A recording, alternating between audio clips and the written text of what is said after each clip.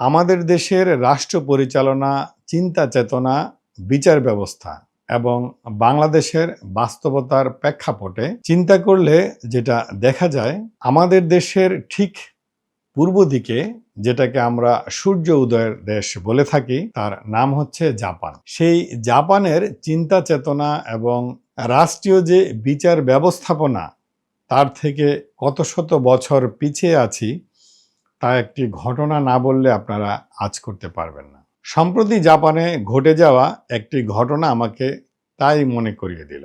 জাপানের নাগরিকদের যাতায়াত সুবিধার্থে সেখানে সরকারি গণপরিবহন রয়েছে। তো সরকারি গণপরিবহন জাপানে যেভাবে পরিচালিত হয়, পৃথিবীর অনেক উন্নত দেশে সেভাবেই পরিচালিত হয়।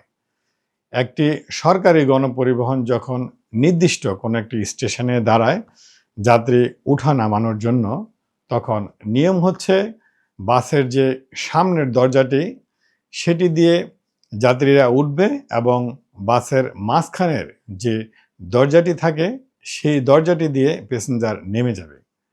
তাহলে ভাড়া পরিশোধ করতে হয়, আপনি যখন বাসের সামনের দরজাটি দিয়ে যখন বাসে প্রবেশ করবেন, সেখানে ড্রাইভারের পাশেই টাকা পরিশোধ করার একটি বক্স থাকে।